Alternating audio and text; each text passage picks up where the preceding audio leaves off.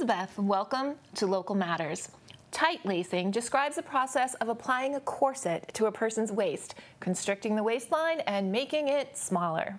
For centuries, an hourglass figure with a tiny waist was considered the ideal for women who submitted to the unhealthy squeezing and squishing of their own body parts in order to appeal pleasing to others.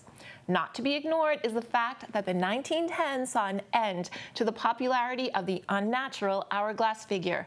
Women could finally breathe.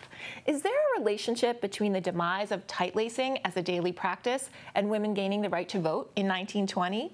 Join mother-daughter team Velva and Iris of The Grounded Goodwife for this fun and historical take on how underwear matters.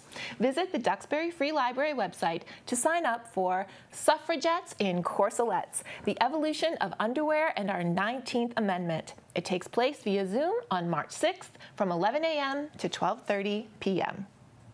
You're familiar with Erika Christensen here on our In the Schools segment as our Educational Services Supervisor. Erika is also a creative lead here at PAC TV and, like all of us, has been navigating through stressful times. I interviewed her as part of our upcoming documentary on life in unsettling times. Here is her story.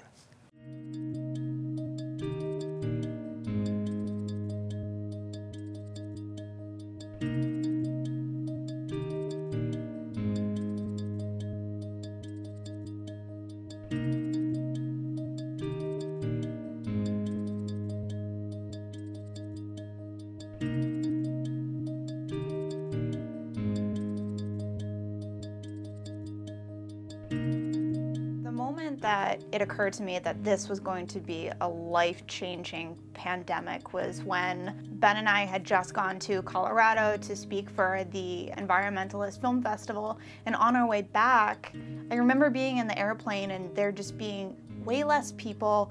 Everybody was on edge and I couldn't figure out why. And it wasn't until we started hearing things about an actual virus that was in our hometown that was just making everybody sick, but not just close to home, but everywhere. It was all over the place. And the other instance was when my dad's birthday is at the end of March, and I'm a very family-oriented person, and I love being with my family.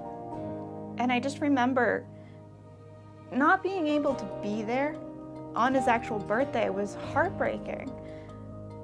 I have never had an instance where I wasn't allowed to be in my parents' home. And I did it more preemptively because everybody was saying, be distanced, wear masks. So like I would show up at my parents' house wearing a mask, but only staying in the doorway. I didn't know if I was asymptomatic or one of those super spreaders or what have you. So on his actual birthday, we did a Zoom call. And I just remember thinking that this isn't right. This is very, very weird. I don't like this. So that was really what drove home for me of this is real. This is something that's not gonna go away for a while. So I know for my sister Amelia, she was in high school as a senior in May of 2020, and it was something where we had no idea if they were gonna do a formal graduation, what was it gonna be like. So for her, she lost out on her whole senior year of finishing up with friends, going to those iconic gatherings and doing the senior parties, all of that. She got none of it. But in the whole process of everything, she realized, you know, family's more important. This is superficial. I don't need to concern myself with all of these extracurricular activities. I'm still able to communicate with my friends. Like, even before COVID happened, she would constantly be on FaceTime with her friends. It made no difference to her, so none of that changed. But in the sense of the in-person learning, it was completely different for her. So it was very life-changing in a sense that she didn't get those final moments with her friends. So I know for her and for me, it allowed us to kind of figure out what is meaningful to everybody. So one of the things that I do here at PAC TV is I am the Educational Services Supervisor. So that being said, schools closed down during this pandemic. So no one was allowed in the building at any point, and they moved it to a remote setting. Initially, the parents were told, okay, we're going remote for 2 weeks, and then they extended it to a month. to 3 months. Now we're gonna finish the school year in a remote setting. So it changed my job drastically of trying to communicate with these teachers, these students, but in a non-person setting. I had to do everything via digital communication. And that was a struggle in itself because not everybody has a computer, not everybody knows how to use Zoom. So it was something where I had to adapt my work life to accommodate these teachers and students and figure out how can I help them, how can I serve them. So over the summer of 2020, all of these teachers were putting together these small videos saying, we miss you, we can't wait to have you back, and just addressing the students that we're still here for you. So I was able to help push that message out to these students through the teachers, but in a totally different way, because normally I would be in the building doing hands-on learning with students, teaching them how to use a camera, how to conduct interviews, how to put together packages. We had just started putting together a news show, so it dramatically changed the way that we put out this information. Trying to take that day by day was very, very difficult, but essentially I think we came to a workflow that ended up kind of smoothing itself out. I mean, there are still kinks and things that are different, but we can only do what we can. So when everything shut down and I was classified as an essential worker, it changed my perspective on a lot of things. I ended up taking basically my entire work life, transferring it to a hard drive, and spending the next 2 weeks from that initial shutdown point and worked from home.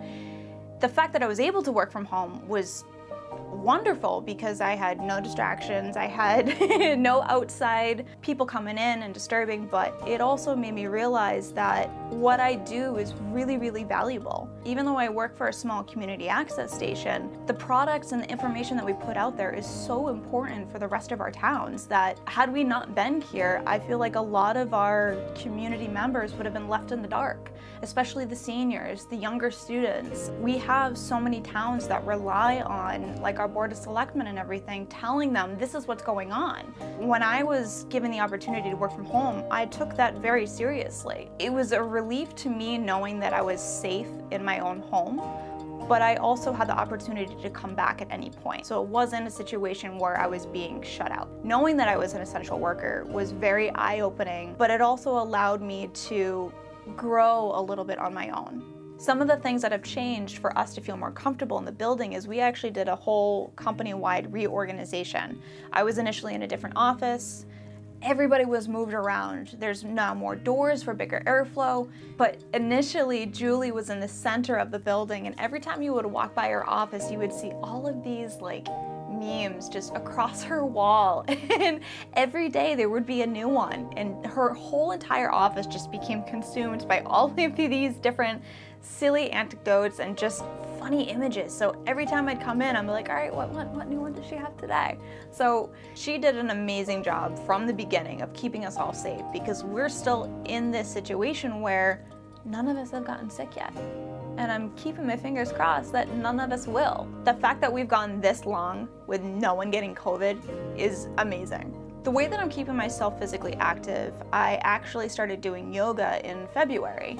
And it's something where initially I had been going to the studio and it was a hot yoga, and then COVID happened. And it's something where it turned to an online platform. So I was taking all these classes online from home, but then eventually I was able to go back to the studio because they were doing outdoor classes. Because it was something where they accommodated for what was happening in our environment, it was something that I could keep doing.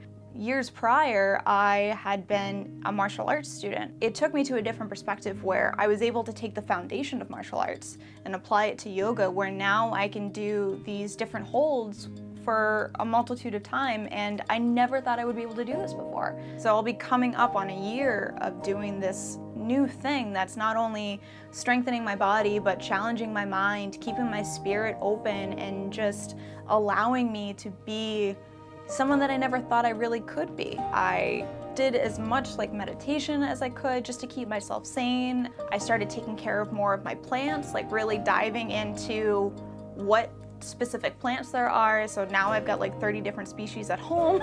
So I really dove head first. Some people went into bread, I went into plants. So because of the extra time that I had, I started coming up with ideas of new show topics, and I actually came up with a concept called setting your green space for the local scene. So over the last couple of months, I've been filming with a company called Maribet Farms, and they're all about sustainable permaculture, how to make these small-scale gardens, how to make compost, how to prune different plants. So it's something where our environment has been consistently changing, and we need to make these small changes to better our future, where I can give knowledge from another outside source to the local community where they might not have known how to do something before. I had no idea the importance of making your own compost, so I even purchased my own little composting bin where I take my kitchen scraps. All of the bananas, coffee grinds, avocado peels, things that I normally would throw away and not think twice about it, now go into this separate bin that I can use to create my own soil in the spring. So it's something where this information is going to be in the show that we can give to other people. So I'm very excited. COVID definitely changed my personal life because my partner Chris had just started a brand new job, and he was honestly in it for a month when his job was said, all right, we're putting everybody on furlough. We're letting everybody go. Part of his job was actually going door to door and talking to people. So it was very scary in a sense of, when am I gonna hear that he caught something or somebody in his office caught something? We had no idea. So knowing that he was in a position being outside and talking to these people during this pandemic was terrifying. It was something that we both had never navigated before. I wanted to be able to say it's gonna be okay, but at the same rate, I didn't know. This is something that everybody's been experiencing worldwide because so many people have lost their jobs, but we knew it was a transition period and we were committed to each other no matter the circumstances. So in a way, it actually made us a little bit stronger as a couple, and we've been together for almost 10 years, so it's something where we know that no matter what life throws at us, we're still gonna be there to support each other. The way that I think about things have changed as well, because things that I thought that I needed are now superficial to me. I don't need to go to a store to get a certain thing. I don't need to go out to a restaurant, but it's more of a want. Ultimately, it's something where us as a community and us as a whole have to think about our gross consumerism and how we need to kind of make things a little bit more simple and just realize that we're better human beings without it, because now we're communicating with each other and doing things with each other in a different way that we may not have necessarily thought of outside of this pandemic. Several months into this pandemic, I still believe that there is hope. There's 100% hope for humanity. There is hope that this pandemic will subside, that people will get vaccinated, that families will be able to see each other again. But knowing that our community has come together so much over this past year is very enlightening to know that we're always there for each other. We always have each other's backs, and I don't think that's going to go away anytime soon. Through shooting this documentary, we've gotten so many perspectives with one commonality. We're all just doing the best that we can. Thank you, Erika, for sharing your story. Caring for senior parents is an act of love for adult children and can grant some peace of mind knowing that the parent who raised you is receiving loving care in the final chapter of their lives. As our lifespans have grown, many adult children who are seniors themselves find themselves caring for parents with dementia. This is part of a growing group, and if you are a part of it, a UMass Boston research study would like to learn more about you and compensate you for your time. Through a telephone interview, they'd like to learn what your relationship with your parent is like, the challenges you face, and the support you could use. Visit the Facebook page at Aging Together UMB to learn more, or call 617-901-1082. Your contribution will help lead to a better understanding of how parents and children age together and how dementia affects the parent-child relationship. Despite an unprecedented global pandemic, more single-family homes were sold last year in Massachusetts than in any other year since 2004. But how is this happening? And in what other ways has the world of real estate been impacted? Julie invited licensed real estate agent Leon Lopes via Zoom to discuss why it's a seller's market and how the world of real estate has been impacted both in the Plymouth area and beyond. Julie? Welcome, Leon Lopes. So good to have you today. Thank you. It's great to be here, Julie. Now, Real estate. You have been in the real estate business. You're now in your 26th year of being a real estate agent, so you have seen many, many things. It seems to me now the housing market is the wild, wild west. The old rules seem to be thrown out the window. Houses are selling within moments of when they go on the market. Can you talk about how this strange phenomenon has come to be, and if you've ever seen it before? Well, first of all, the last part first, I've never seen it like this in terms of how low the inventory is. Just a couple of quick numbers to put it in perspective. In Duxbury, for example, the inventory today for sale is over 60% lower than it was a year ago. In Kingston and Plymouth, it's over 70% lower, and in Pembroke, it's over 90% lower than it was a year ago. So the inventory levels are just unheard of right now. Now, what do you attribute that to? Why is there so few? Why are there so few houses on the market? I think part of it, it's really been a situation that's been happening over the last 4 or 5 years. The inventory has slowly been dropping prior to the pandemic. Probably every year for the last few years. But then when you fold in, all of the circumstances that we've been dealing with over the last year, maybe some home sellers or homeowners that might have thought of selling, they're concerned about their job, or they're homeschooling their kids right now and they just don't want to move. Or they're concerned about, gee, I heard the inventory is so low, where are we going to go if we sell? So it's just been the snowball effect for all these different reasons, creating this, record low inventory situation that we're in right now. So at the same time, the interest rates to buy a home are at all-time low. It's incredible how low the rates are, both fixed and variable. How does that play into this? It is. Yeah, that's something else that no one would have predicted, including the national experts, with 30-year interest rates below 3%.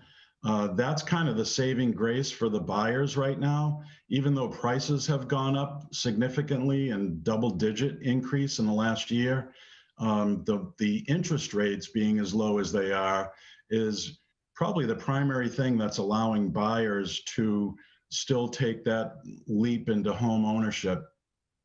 In addition, I think especially over the last year, buyers that have been kind of preparing themselves and saving up and so forth, just because they haven't been able to spend money on concerts and shows and things like that in the past year, they've been saving more money. So they have been positioning themselves to buy, but now it's just the struggle of finding the inventory and getting the winning offer. So speaking of inventory, how does that play into the new developments, whether it's housing or condos? Are they at a lower rate also of what we're used to seeing, a new development coming up here or there, or a new condo association being put up? I don't see as many of those happening. Is that also affecting this? I think it is for a couple different reasons. One, because the cost of land is also rising along with everything else. So the developers really need to run their numbers and have a good handle on what the costs are in order to create these developments, large or small. In addition to that, the cost of materials, lumber and all the other materials that go into building today, these costs have also risen. So it's a challenge for the builders and developers as well. And of course, the end result is the price of the brand new home goes up. Now, what about the phenomenon we're seeing where more and more people are working from home and they're not sure if they're going to return to their offices wherever they may have been when the pandemic is over and when we get, quote, back to normal? How does that play into people renovating their homes or maybe putting additions on their homes? How does that affect the real estate market? I guess the best answer to that question is it depends. So, You might have some homeowners that already have the space within their home, allowing them to decide to maybe just renovate. We wanted to buy a new home in order to get a new kitchen, but you know what? We've got all the space that we need right here, so let's spend the money on a new kitchen. Other homeowners, maybe because of work from home scenarios, especially if it's two people working from home, if they don't have the space in their current home to have two rooms as a home office, then those folks may choose to put an addition on their home, or they may be some of the people that are choosing to sell right now. And again, getting back to your point, it's great to be able to sell, and you can sell in a minute, and you can sell over what you actually priced it at, but do you have anywhere to go? And how is you, as a real estate agent, how are you helping people find these places that are clearly there's not many out there? Right. It's interesting lately, a number of my clients have chosen to sell and move out of state. Some of my clients have chosen to sell and downsize. So they've looked at some of the new construction opportunities that are still out there. But the bottom line is, when a seller is concerned about, gee, I'd love to sell, but where am I going to go? We just have to build that into the equation and remind them that nobody's going to throw you out of your current home. If you put your home on the market and you get a buyer within a day or two, then we have to negotiate with that buyer to allow the home seller some extra time to find a home. Some people are choosing to put their stuff in storage and find a place to rent. There's some apartment communities in the area that are allowing 6-month rentals, for example. So some people are choosing to do that and get the selling part over with. Then they can breathe and be well positioned when the right home that they want to buy comes up. Okay. And my last question is about the first-time home buyer. What advice do you have for them? Now, they clearly have nothing to sell. They are often pre-approved, and I assume that you would recommend that all first-time home buyers get pre-approved for a mortgage at a certain rate or a certain amount that they can spend. Are they factoring into this equation of the low inventory, or are they just simply being outpriced? Combination of both, I think, unfortunately. A lot of first-time buyers are being outpriced. Again, the numbers vary depending on the towns. In the South Shore, for example, you can still get a little bit more house for your money in Plymouth or Wareham or maybe Carver compared to some of the towns along the South Shore that are north of those towns. So getting priced out or getting beat by multiple offers is probably the biggest challenge for first-time home buyers. But again, when a first-time home buyer is ready to make an offer, trying to position themselves in as many different ways as possible, such as being flexible on the closing date, allowing the homeowner extra time to decide whether or not they want to find a new home or go to rent someplace. As many different pieces of the offer that a buyer is going to present that are going to be a positive piece for the home seller. Those are all important things. So when we sit down with the first-time home buyers and have that consultation, we try to think of as many different scenarios as possible and what might work best to get the home seller to choose their offer. Okay. So it's a really complicated situation all the way around. People should just keep up on the listings. They should pick a broker, real estate agent that they can trust, that has their best interests. And I know there's lots of them around, and we certainly don't have a shortage of real estate agents in our communities, which is wonderful. But what is your final word on advice for people right now in this market trying to make a decision? Do I sell? Do I buy? What would be the determining factor?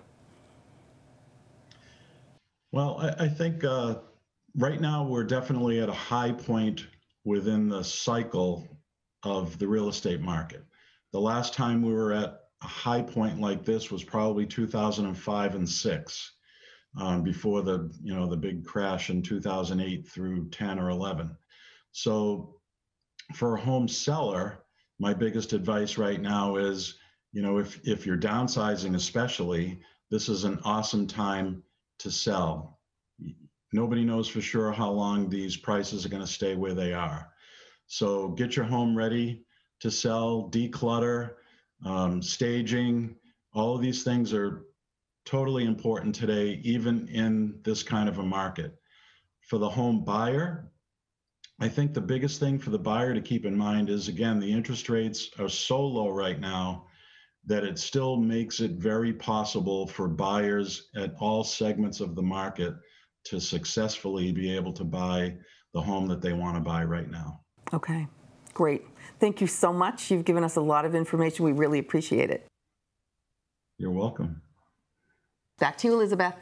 Thank you, Julie and Leon. To learn more about Leon Lopes and REMAX Spectrum, visit leonlopes.com. Knowing American Sign Language improves your body language and communication skills, makes you a better listener, and allows you to engage with a vibrant culture and community. The Duxbury Senior Center is offering 2 free virtual classes in this beautiful language, taking place on Wednesday, March 3rd and 31st at 9:30 a.m. Visit the Duxbury Senior Center website to sign up.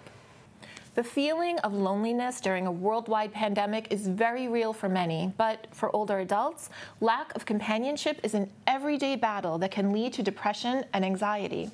To assist seniors living in isolation, the Pembroke COA has teamed up with mindfulness coach Mary Beth Sheehan and local elementary students for the Pen Pal Project, a program dedicated to helping seniors combat loneliness. Not only will seniors get a monthly dose of the pick-me-ups, but they will get a chance to help a child improve their writing skills. If you're a senior interested in having a pen pal, call the Pembroke COA office at 781-294-8220. We're back to Erika, this time with an all-new In the Schools. Pembroke High School has begun preparations for the return to learn for 100% of their students, and with that, we now have information about how students will be attending school. Phase 1, the week of March 15th, students will return in grades 2, 3, 8, 11, and 12 to 4 days of in-person learning, Tuesday through Friday. Phase 2, the week of March 29th, students will return in grades 4, 5, 6, 7, 9, and 10 to 4 days of in-person learning, Tuesday through Friday. Our students in pre-K, kindergarten, and grade 1 are already in-person for 4 days. Mondays will continue to be a remote learning day for all Pembroke public school students.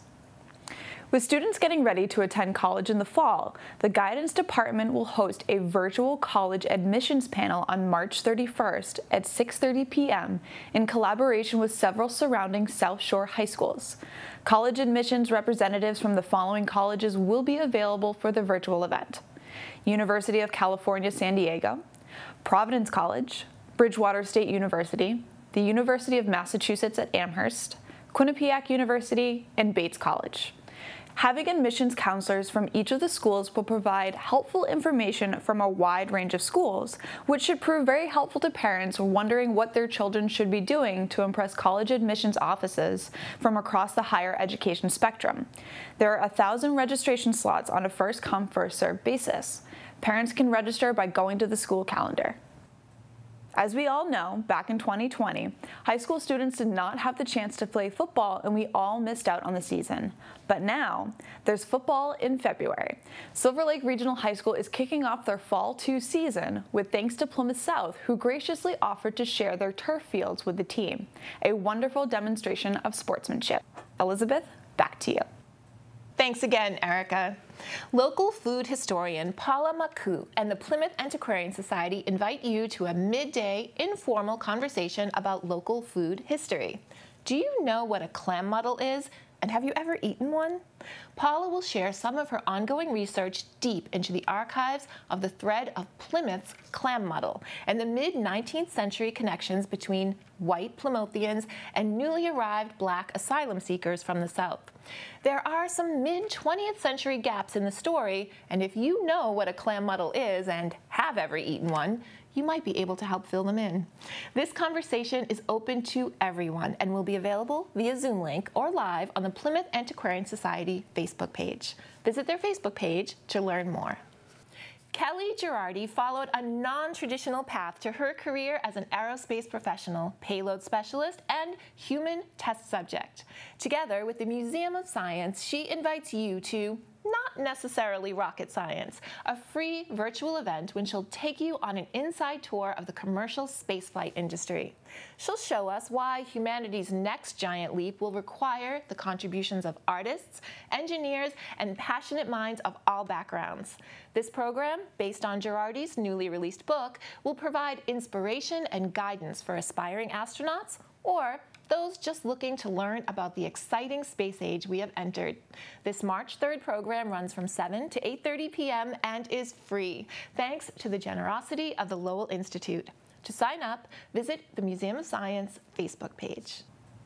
We know that the 19th Amendment was ratified in 1920 and secured women's right to vote in this country. But do you know who the first women voters were in Plymouth? Join Dr. Ann Mason, Executive Director of the Plymouth Antiquarian Society, for a free virtual program on the women's suffrage movement in Plymouth. You'll hear the stories of Plymouth suffragettes and locate the only memorials honoring their lives, their gravestones. This is part of the ongoing First Saturday History Tour series and is free on Facebook Live on March 6th from 1 to 2 p.m. Visit the Society's Facebook page for more details. Socially Distant Fest is a musical online performance hub that was born out of COVID restrictions to give performers a place to play their music. It's made the world smaller, with musicians from all over the world, some of whom we've shared with you here. Our next performer is Luff, a musician from the Netherlands who had performed only one time publicly prior, in an English pub, when she was in her 20s. Now 63, Mati has continued to grow as a musician, but was still very shy about putting it out there, until Socially Distant Fest. Since last April, Mati has been sharing her talents and grown more and more comfortable due to the kindness and appreciation of this online community. This next piece is Mati's first original song, called In My Heart. Enjoy. I'd like to sing In My Heart for you. My name is Mati Luff and I'm living in the Netherlands.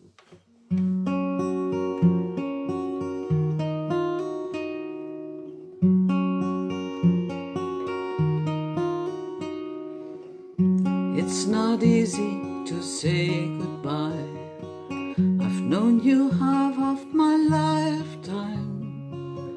Catch the sunlight in your broken eyes, and you try to smile. Any sound is too much for you. Your hand reaches out to me. Before our eyes, time has slipped away. We've still much more to say.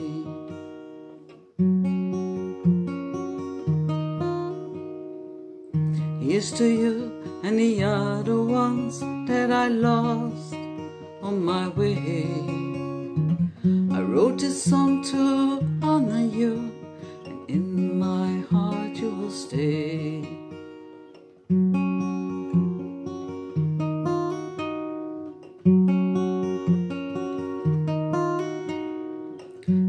To whisper a word to me, it got lost in the sky.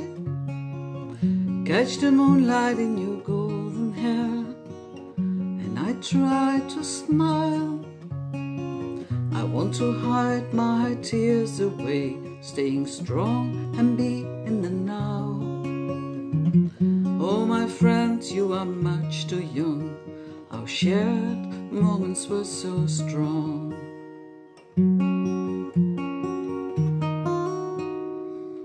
Here's to you and the other ones that I lost on my way. I wrote this song to honor you, and in my heart you'll stay.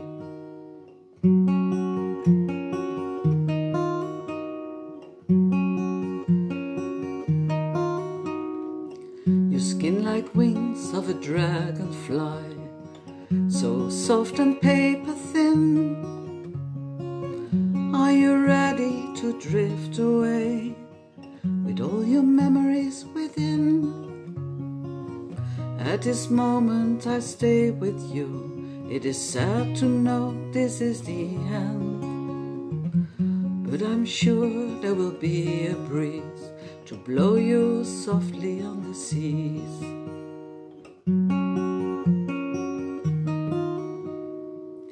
Here's to you and the other ones that I lost on my way. I wrote a song to honor you, and in my heart you'll stay. Here's to you and the other ones that I lost on my way. I wrote a song to honor you, in my heart you will stay. In my heart you will stay. In my heart you will stay. Thank you so much, Mati, and thank you for staying with us for this episode of Local Matters. From all of us at PAC TV, have a happy and safe week. We'll see you next time.